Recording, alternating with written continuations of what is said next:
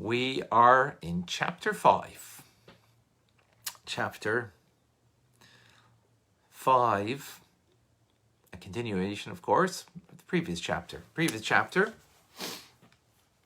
we have an understanding of how God creates the world, that on the one hand, it is God's power of revelation, which is the midah of chesed, his kindness, which is something that we cannot fathom because it's one and bound up with him, that is responsible to create something from nothing.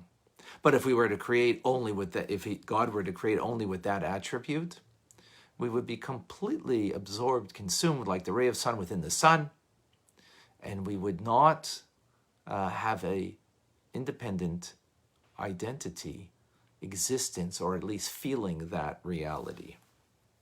So therefore, God creates with the attribute of gevura, which is restraint, holding back the light, that light should not be overpowering.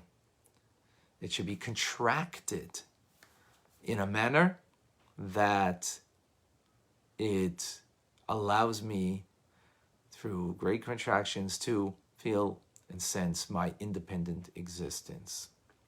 So from God's perspective is one thing, from our perspective is another thing. Now we gave a more explanation on that, and we gave that the Kabbalists used the term light and vessel. Light is the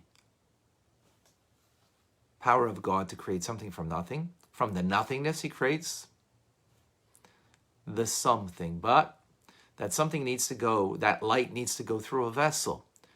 So if you have, for example, light that goes through a green glass, a red glass, it takes on the qualities of that glass, the colors of that glass, and on the other side will come out a particular color, whereas the light itself is abstracted from all colors because, well, and it is all the capability of all colors, but the vessel gives definition, limitation to that light of God.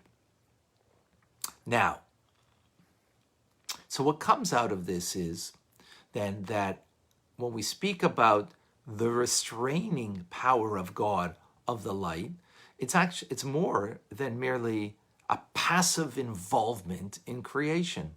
It's actually active because it's what gives a limitation. It's what gives a definition.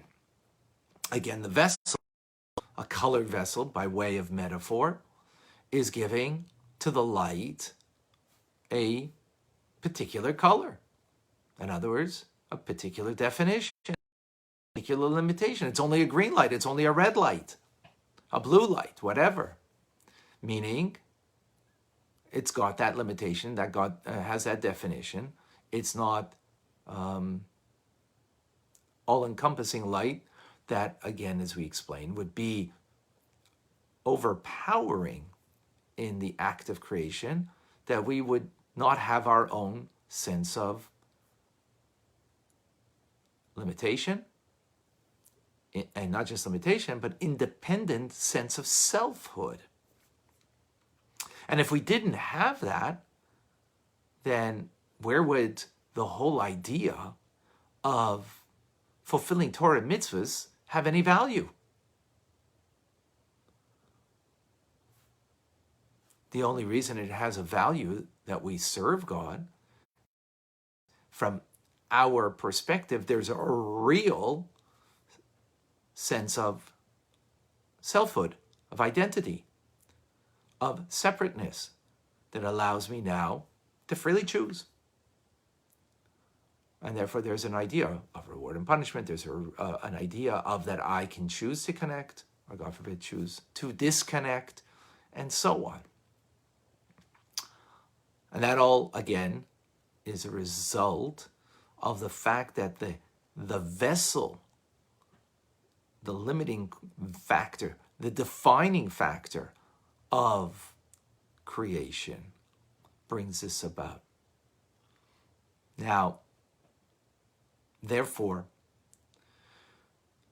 that limiting quality brings true sense of that I need Torah and mitzvahs, of course, absolutely, to be able to rise above that, to rise above the vessels that create the nature of this world.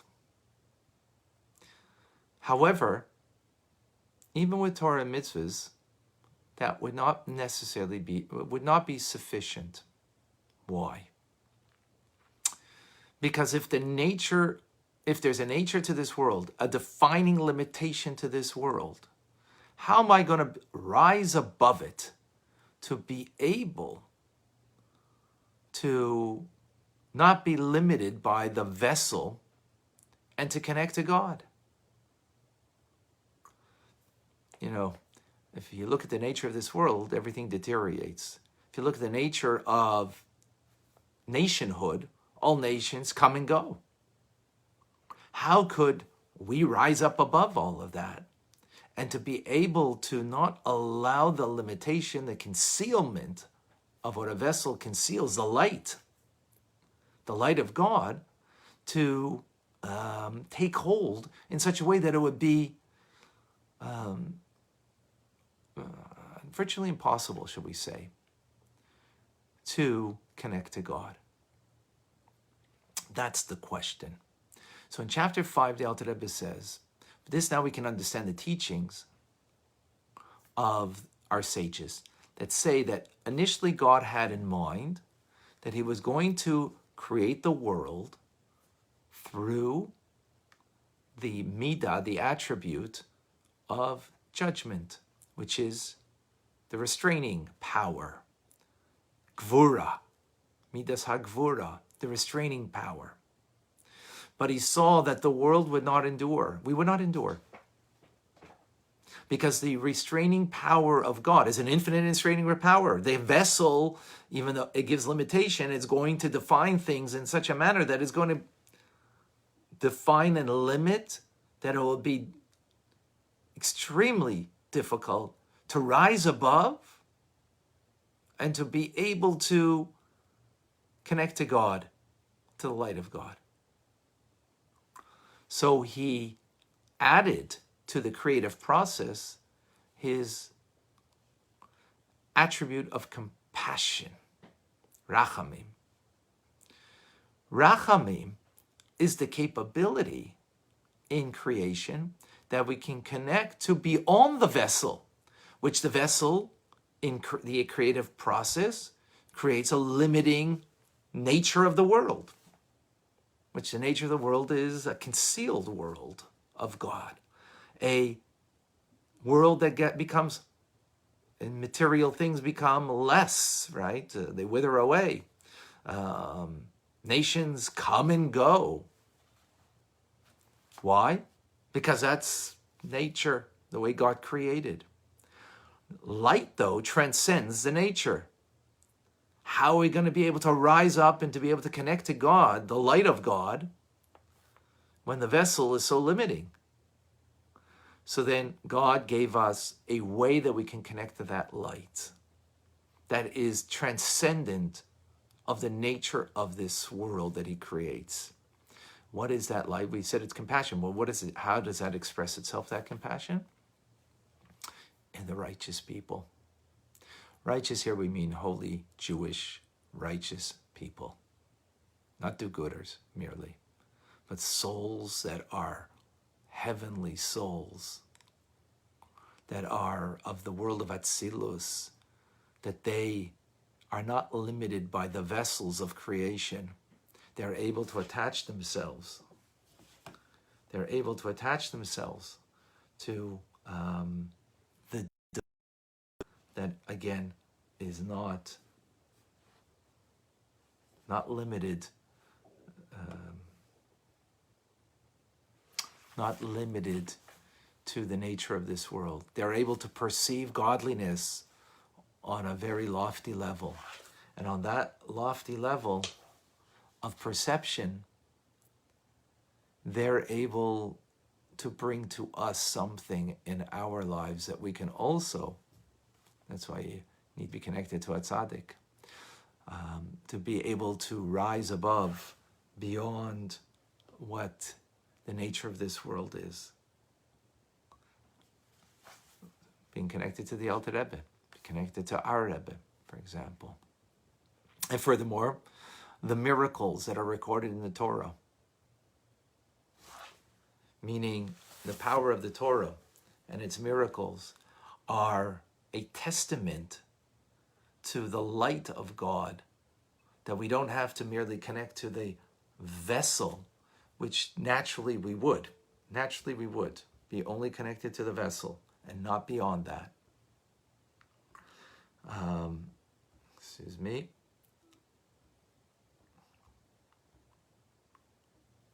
Just trying to connect the class further to others, sharing. And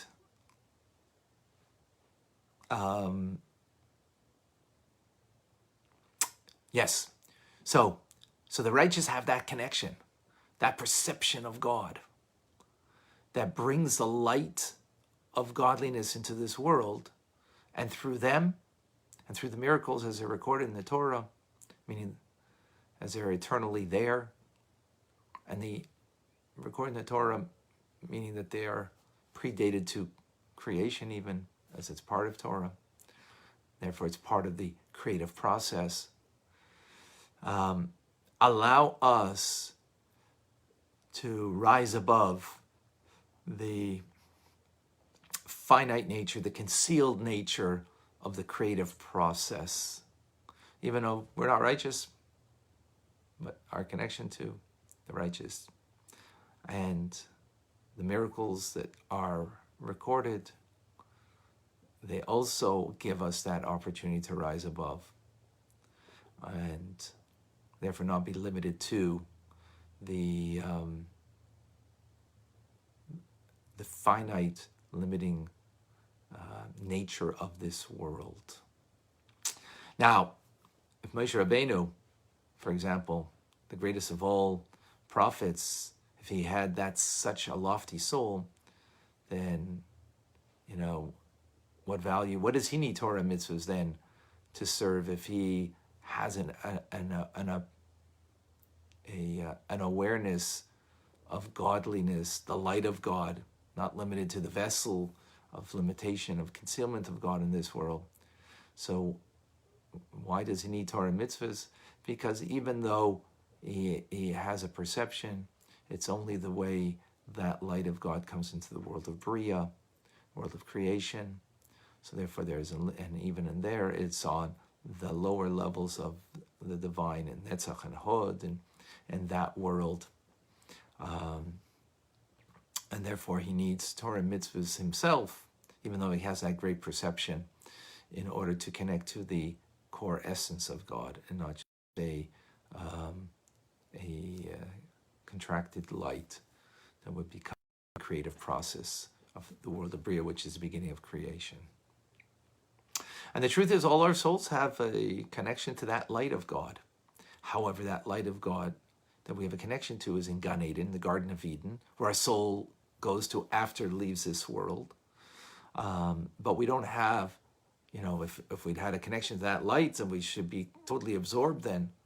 So we only have a ray of that light, a diminution of that light of God. We don't have the core essence of it. So, to recap, God creates a world that has the attribute of infinite revelation, that should completely consume us, and that we should not be like a ray of light within the sun in that act of creation. But he puts together with that the contracted, restraining the light. And it doesn't just restrain the light, as we explained, it's light and vessel. So it's an active part in the creative process that gives the limitation, definition, like the colored glass.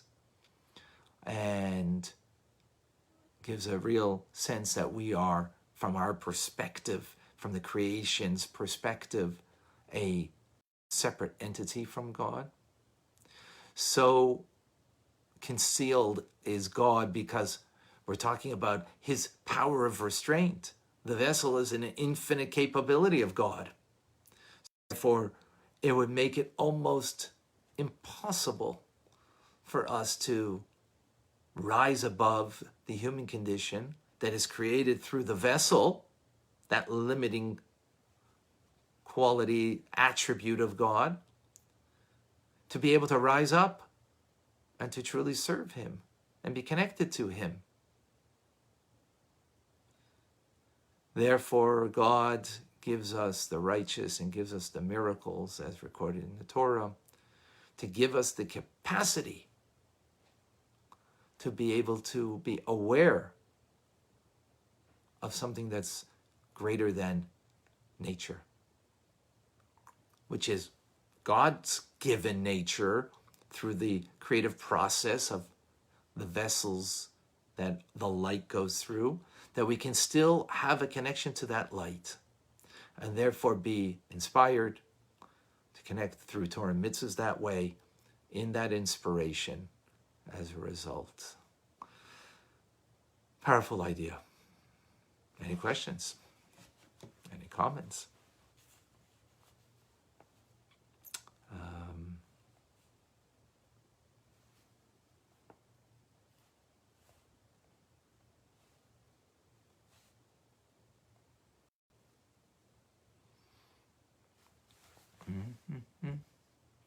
Julie from Florida, shalom.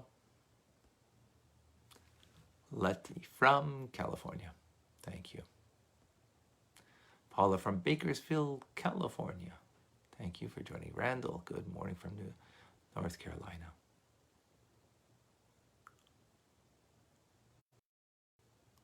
Yes, thank you, Deanna. Opie, thank you. Wilson from British Columbia, thank you. Fariba, good morning. Stuart.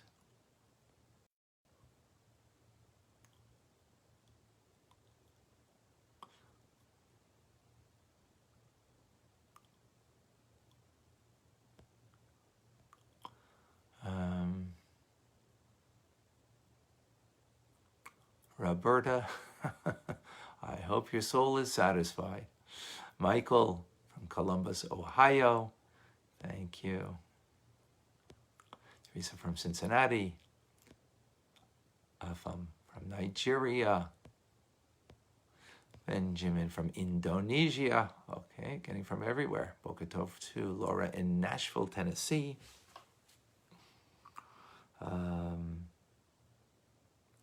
Leanna from Montreal. Thank you for joining. Priscilla from Kentucky. Okay, any questions, any comments? Paul from San Antonio, Texas.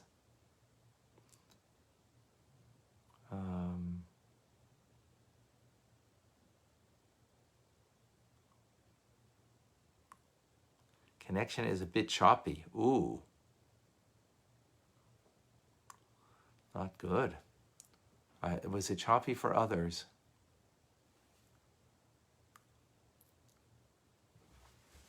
Gianna, yes, very good. Jane from Chicago, good foch.